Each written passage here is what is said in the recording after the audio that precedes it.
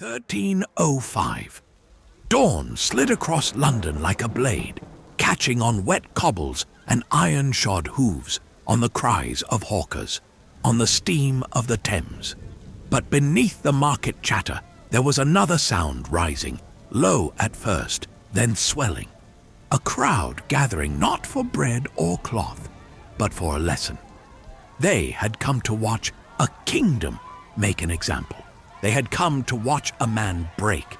His name was William Wallace. Not a prince, nor a great lord, just a strip of land to his name and a will that would not bend. He had stood when others knelt.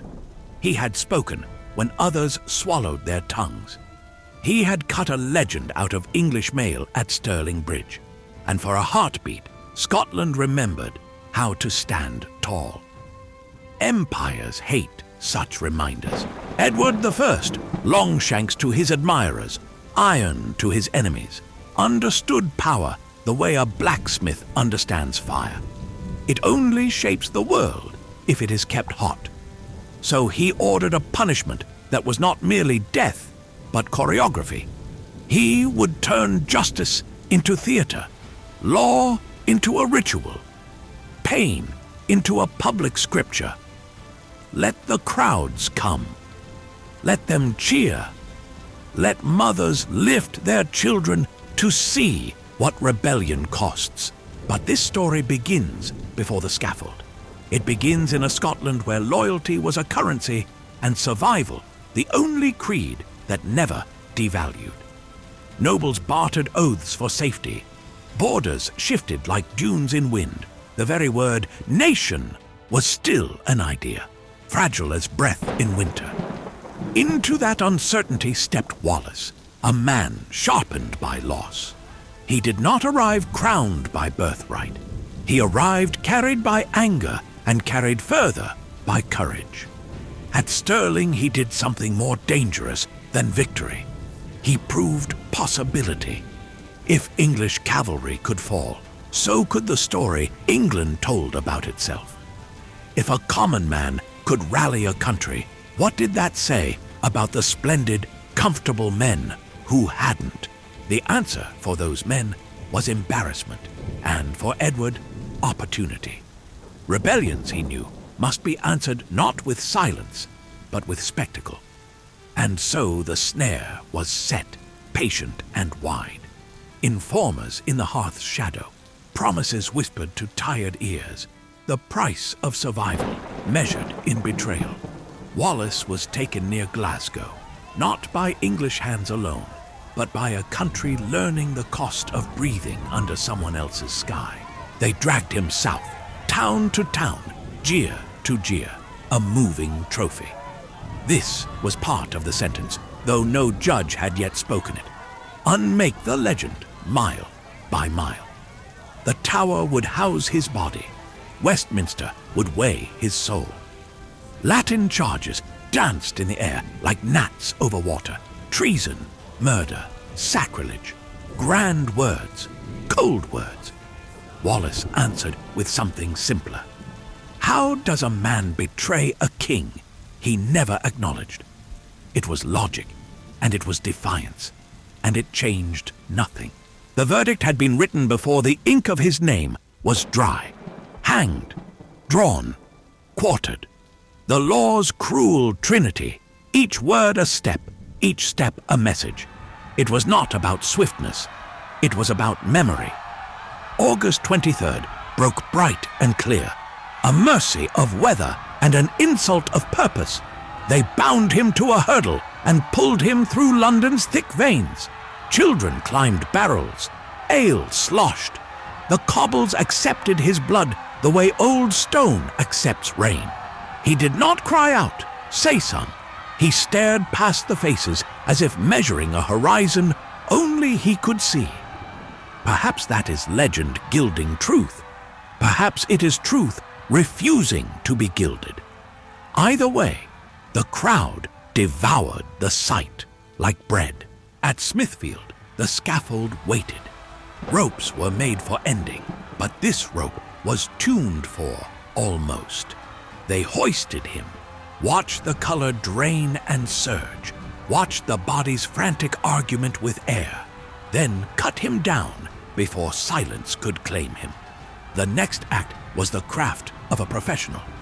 A knife, a practiced hand, pain measured, displayed, preserved in the gasps of the multitude. Organs lifted like trophies, tossed to flame as if burning compassion itself could cauterize a kingdom's fear. Smoke curled. Some turned away. Most did not. At last the axe, clean, decisive, merciful only by comparison. The head raised high, the roar answering. Tar for preservation, spikes for punctuation. London Bridge would wear his face the way a fortress wears a banner. As for the rest of him, divided and sent north, pieces of a warning nailed to Scotland's memory. Stirling, Berwick, Perth, Newcastle, each fragment saying, "We are your masters. Do not forget." But kings do not get to choose what people remember. In the vacuum after terror, silence rarely persists. Stories rush in. A nation starved of victories keeps faith with witnesses, and witnesses, honest or hopeful, kept saying the same thing. He did not kneel inside. If Edward meant to close a book, he instead bound it in iron. Wallace, emptied of breath, filled with meaning. His death was supposed to cauterize rebellion. It did what martyrdom always does when clumsily administered by power. It fermented it. Men who had bargained their pride for safety felt the coin go sour on the tongue. Robert Bruce measured the world again and found that fear had been overvalued. In halls and huts black with smoke, in the long northern light, the tale grew. Not cleaner, not kinder, but larger. The brutality was the point, and thus the flaw. Make the punishment unforgettable, and you make the punished unforgettable too. Across the channel, foreign courts hissed their disapproval and pretended surprise.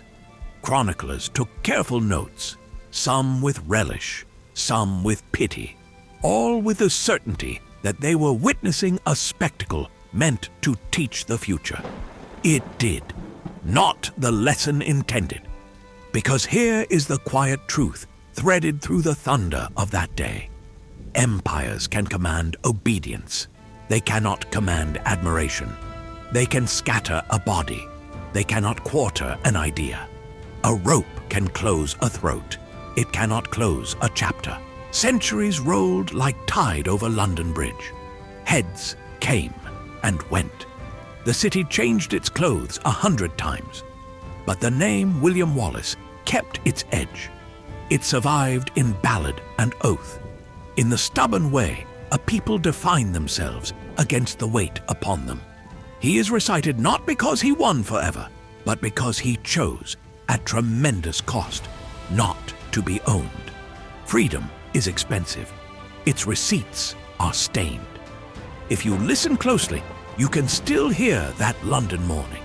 The metal clatter, the market cry, the boom of a crowd that thought it had watched an ending.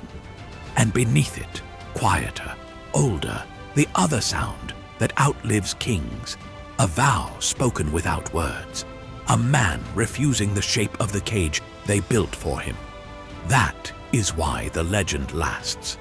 Not because he could not be killed, but because, even killed, he could not be used. And so we tell it again.